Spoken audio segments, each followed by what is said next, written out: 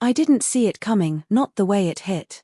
10 years of marriage, 2 kids, a house that gleamed with Victor's money, and I thought I'd built something solid. That night, I stood in our kitchen, arranging platters of food for his friends, men in tailored suits who laughed too loud and women who eyed me like I was the help. I wore a dress I'd picked out carefully, one that hugged me just right, because Victor liked me to look good for them. I was 35, still holding on to the shape I'd had before Maya and Leo, but I felt his distance growing. He'd stopped touching me the way he used to, stopped looking at me like I mattered. I told myself it was stress, his business, his empire, always demanding more. I was wrong. The party was in full swing when it happened. I'd just brought out the wine, smiling at some joke I hadn't caught, when Victor's voice cut through the chatter. He was sprawled in his leather chair, a king on his throne, glass in hand. "Look at her," he said, nodding at me. "Elena used to be something, didn't she? Not pretty anymore, though. Hardly worth keeping around." His friends roared, slapping the table, their laughter a blade in my chest. I stood there, tray still in my hands, the room spinning. He grinned, waiting for me to laugh it off, to play the good wife. I didn't.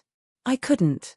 The tray hit the floor, glass shattered, wine pooled red, and I walked out, their cackling echoing behind me. In our bedroom, I sat on the edge of the bed, staring at the wall. 10 years. I'd given him Maya, bright and sharp at 12, and Leo, soft and quiet at 8. I'd smoothed his edges, planned his dinners, raised his kids while he built his name. And in one sentence, he'd undone me. Not pretty anymore. The words burned, but something else ignited too, a cold, hard resolve. I wasn't going to beg. I wasn't going to shrink. I was done. I moved fast. I pulled 2 suitcases from the closet, stuffed them with clothes, mine, the kids. In Maya's room, she stirred as I shook her awake. "We're leaving," I whispered. Her eyes widened, but she didn't argue, she never did when she saw that look on my face. Leo whimpered as I scooped him up, his small arms clinging to me. "An adventure," I told them, my voice steady even as my heart raced. "We're going somewhere new." They trusted me. That was enough. Downstairs, the party raged on. Victor didn't notice us slip out the side door, didn't hear the car start. I drove to the airport, hands tight on the wheel, the kids silent in the back. Maya clutched her book, Leo hugged his stuffed bear. I didn't have a plan beyond the tickets I'd bought with cash from the safe, money he'd never miss. A red-eye flight to a country I'd only read about, far enough to lose him. As the plane climbed into the night, I looked out the window, watching the city shrink. Victor's world faded below me, and with it, the woman I'd been. Elena was gone. I didn't know who I'd become, but I knew I'd never let him define me again. The flight was long. Maya slept against my shoulder, Leo curled in my lap. I didn't close my eyes, couldn't. My mind replayed his words, his laugh, the way his friends had nodded like I was some old car he'd traded in. I thought of the years I'd spent making him happy, the nights I'd waited up while he worked late, the mornings I'd smiled through his silences. I'd been a fool, but not anymore. By the time we landed, my jaw was set. We stepped off the plane into a new dawn, a new country, and I felt the first breath of something fierce, freedom. At the airport, I rented a car with the last of the cash. The kids were groggy, confused, but they followed me. We drove to a cheap motel, just a bed and a sink, and I sat them down. "Your father doesn't want us," I said, keeping it simple. Maya's face hardened, she understood more than I wished she did. Leo's lip trembled, but he nodded. "We're starting over," I told them. "New names, new life. I'm Lena now. You're Myra and Luca." They stared at me, but they didn't fight it. Kids adapt, they had to. That first night, I lay awake between them, their breathing soft and even.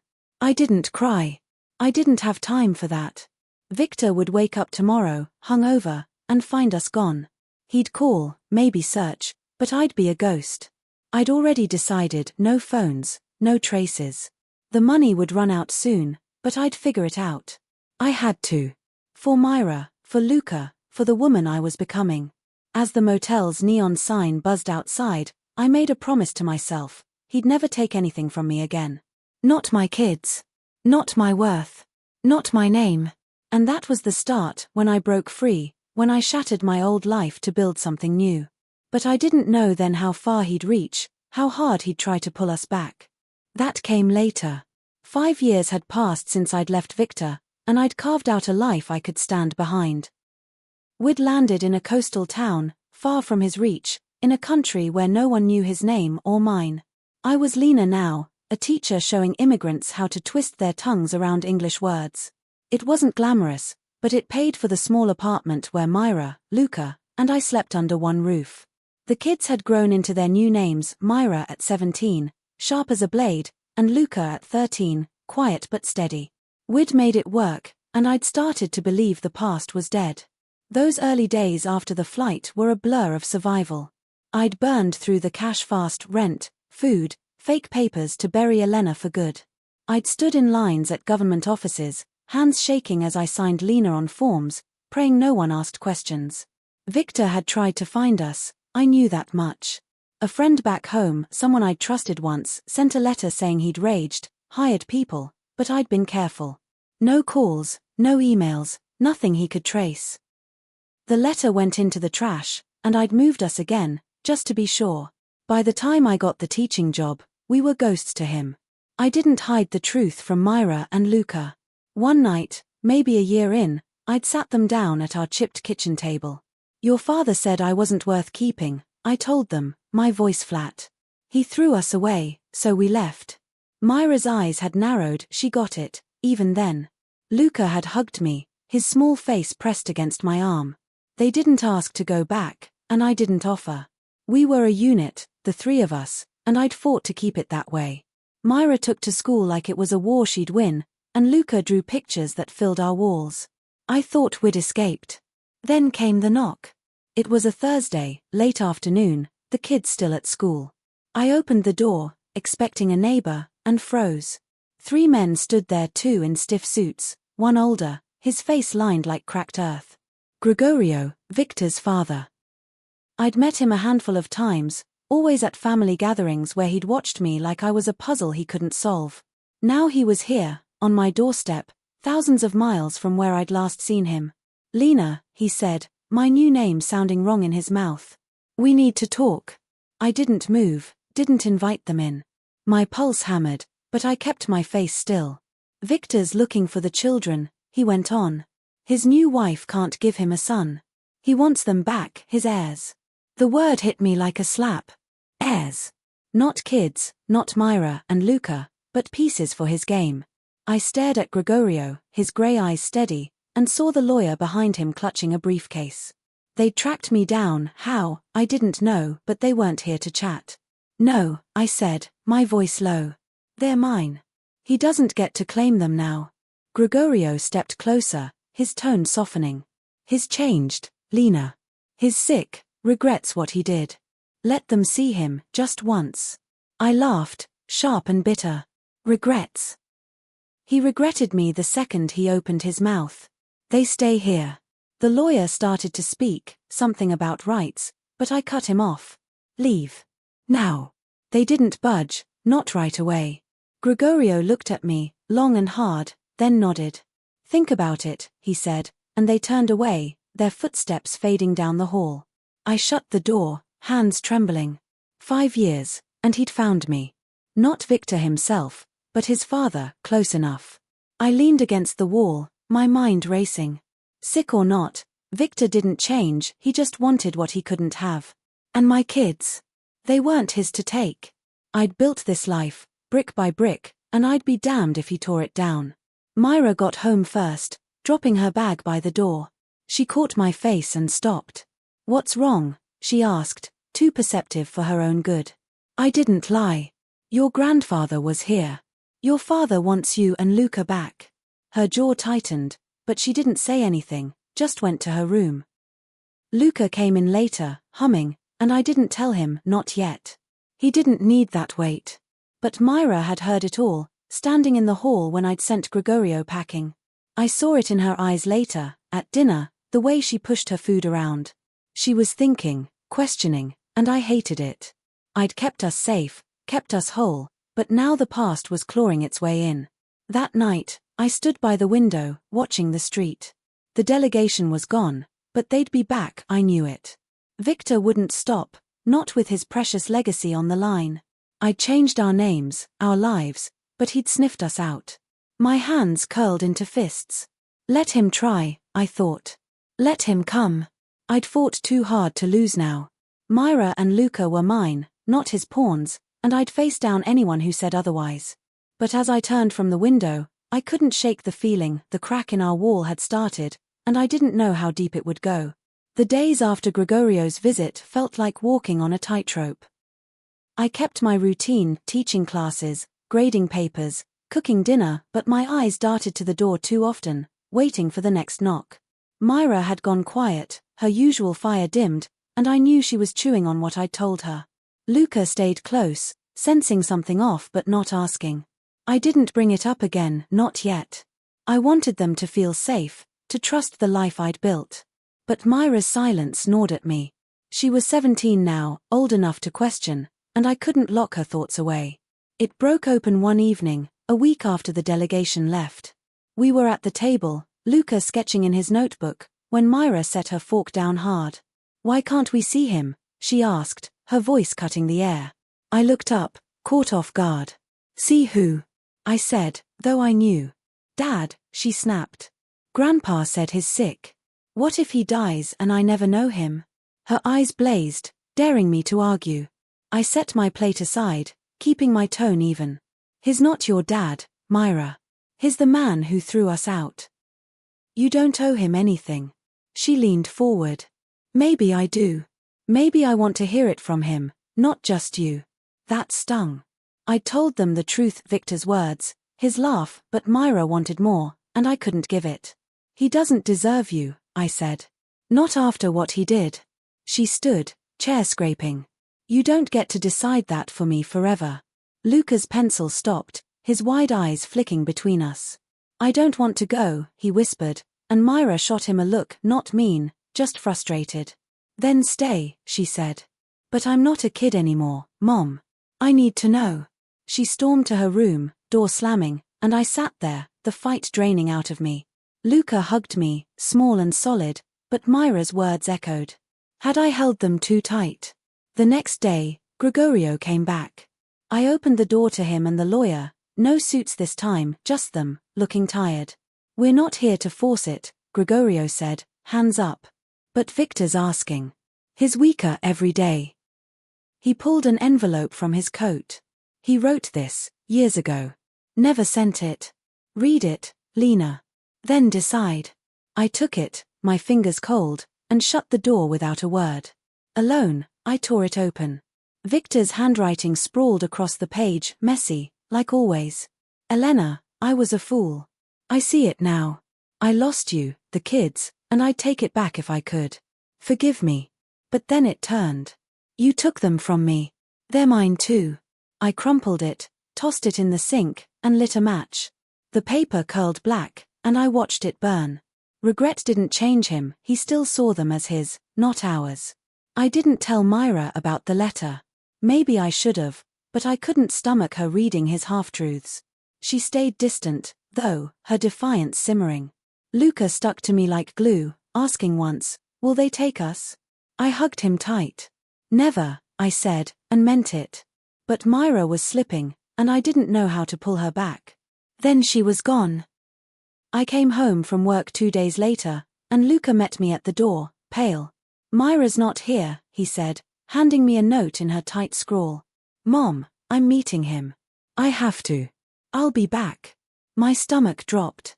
She'd gone behind me, reached out to Gregorio, I knew it without proof. I grabbed my keys, Luca trailing me. "Stay here," I told him, but he shook his head. "I'm coming." I didn't argue, we drove, my mind racing. Where? How?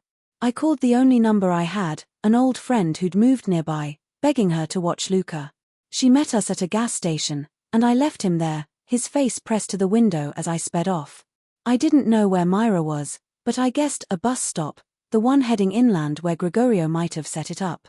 I drove too fast, heart pounding, torn between dragging her home and letting her face this. She was my daughter, but she was her own person too, and that scared me more than Victor ever had. I pulled into the lot just as a bus rolled up, brakes hissing. Myra stepped off, her backpack slung over one shoulder, and there he was, Victor, waiting. He looked older, thinner, a cane in his hand, but his eyes were the same, sharp and hungry.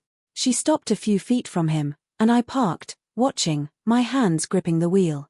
She'd gone to him, and I couldn't stop it. Not yet. I stayed in the car, breath shallow, as they talked.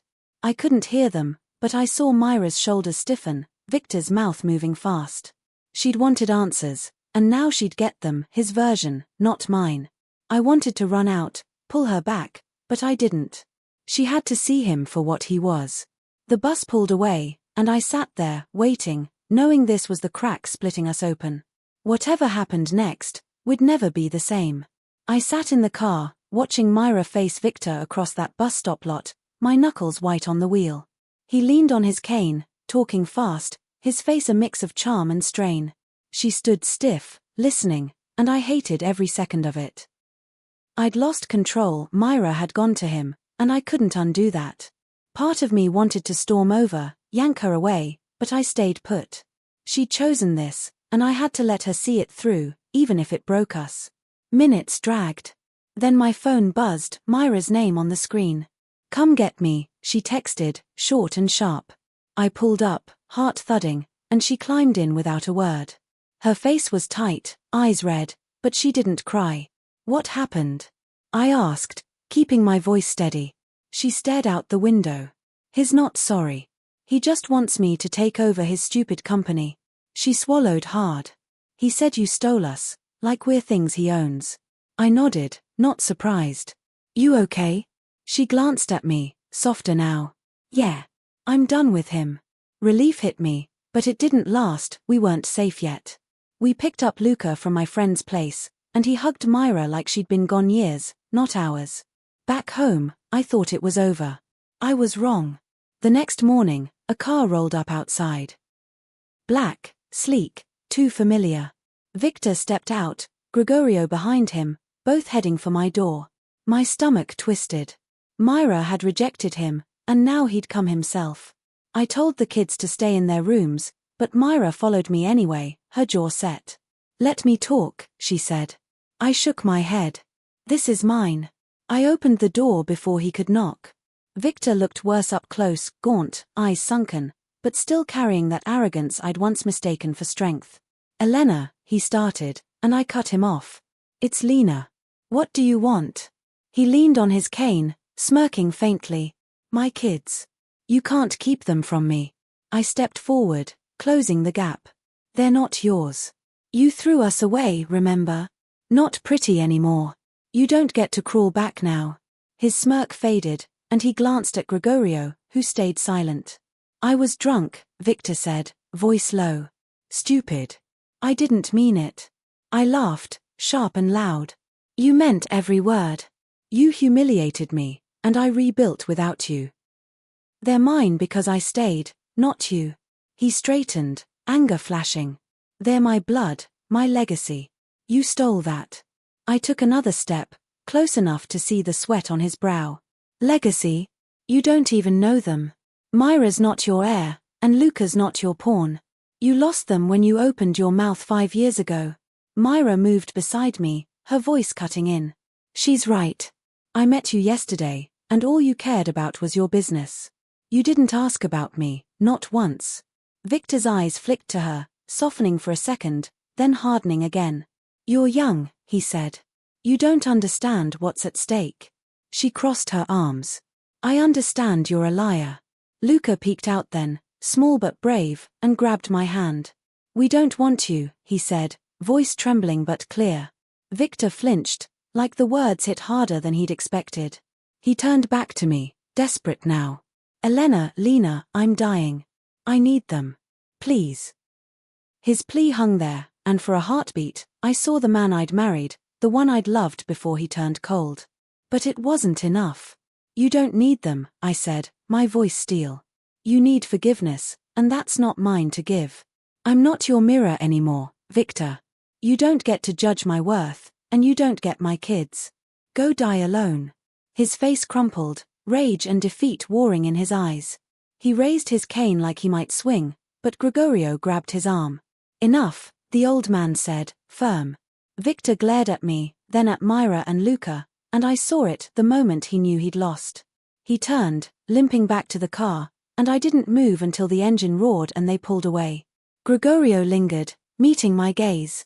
You're strong, he said, almost a whisper. He never was. Then he followed Victor, and they were gone.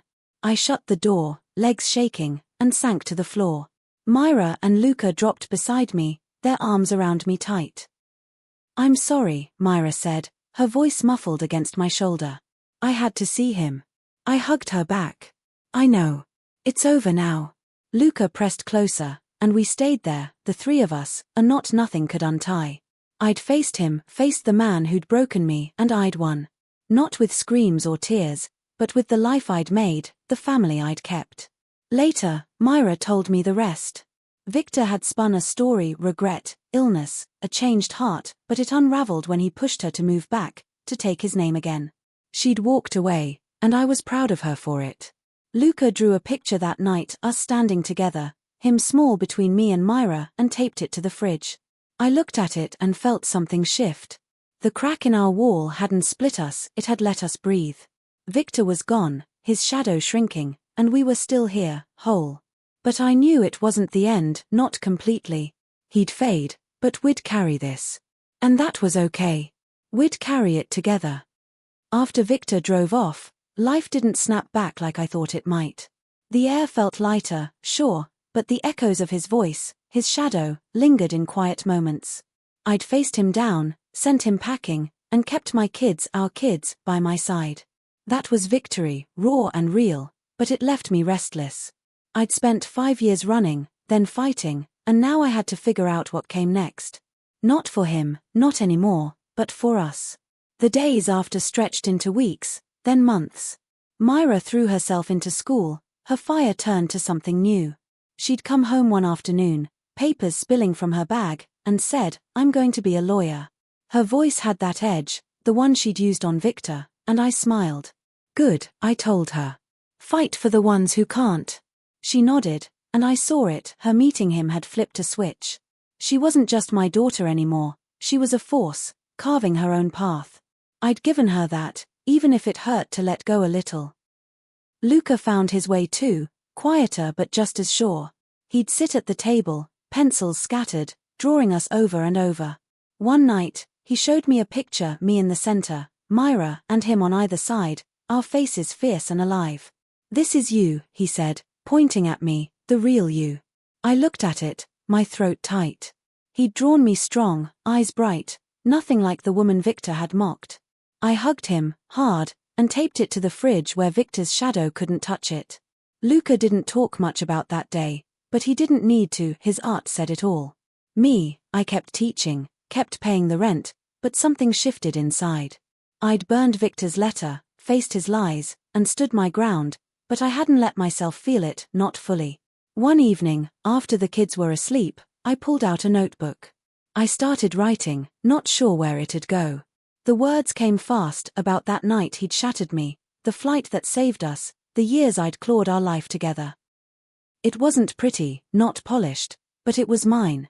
I wrote about Myra's defiance, Luca's trust, and the moment I told Victor he'd lost.